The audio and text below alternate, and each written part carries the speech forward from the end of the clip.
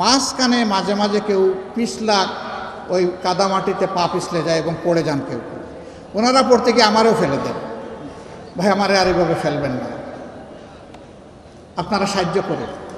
মিডিয়াকে বলা হয় জাতির দর্পণ, আর মিডিয়ার সাথে যারা কাজ করেন কর্মকর্তা এবং সাংবাদিক বন্ধুগণ, তাদেরকে বলা হয় জাতির বিবেক। মানুষ বলে যে দুনিয়ায় একটা আদালত সবচেয়ে ভালো আদালত, এটার নাম বিবেকের আদালত। কথাটা সঠিক কিনা? বিবেক আল্লাহর দান। অন্য অবুঝ প্রাণী আর মানুষের মধ্যে একটা কারণেই তফাৎ, যে ওই প্রাণীগুলোকে আল্লাহ বিবেকের নিয়ামত দেন নাই যেটা আল্লাহ মানব জাতিকে দিয়েছে। সুবহানাল্লাহ। সুতরাং আমার বিবেক যেদিন কাজ করবে না, সেদিন ওই প্রাণী আর আমার মাঝে আর কোনো তফাৎ থাকবে না। সেটা সাংবাদিকই হোক আর আমি হোক, যেই হোক, ওই মানুষ হিসাবে তিনি আর পরিচিত হবেন না। আমরা জানি 15.5 বছর, এমনকি এর আগের 2 বছরও স্ক্রিপ্ট ধরে দেওয়া হতো, আপনারা কি পড়বেন আর কি লিখবেন। এখন সেটি নেই। আপনারা কুলা চোখে দেখবেন আর কুলা মনে ভাববেন।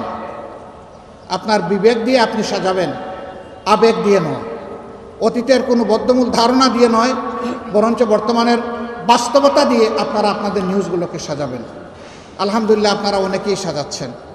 মাঝখানে মাঝে মাঝে কেউ পিছলা ওই কাদামাটিতে পা পিছলে যায় এবং পড়ে যান কেউ। ওনারা পড়তে গিয়ে আমারও ফেলে দেন। ভাই, আমারে আর এভাবে ফেলবেন না, আপনারা সাহায্য করেন।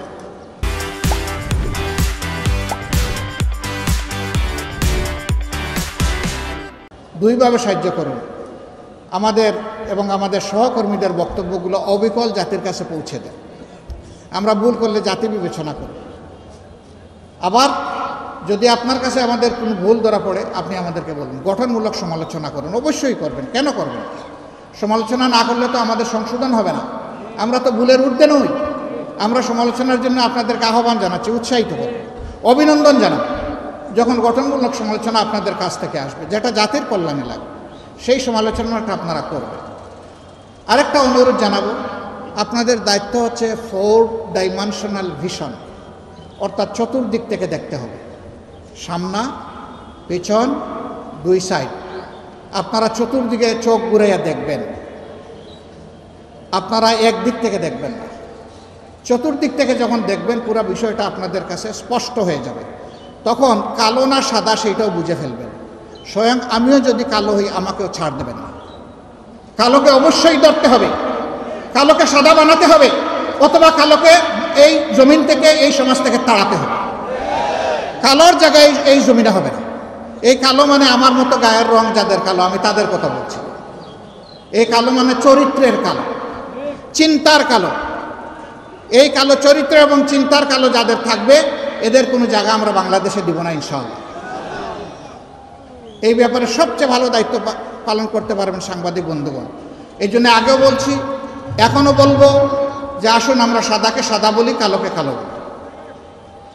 এই ব্যাপারে আপনারা পিছপা হবেন না, সে যেই হোক, কোনো অসুবিধা নেই। আপনারা জাতির চতুর্থ স্তম্ভ, এই স্তম্ভটা মজবুত হলে জাতি মজবুত হবে ইনশাআল্লাহ।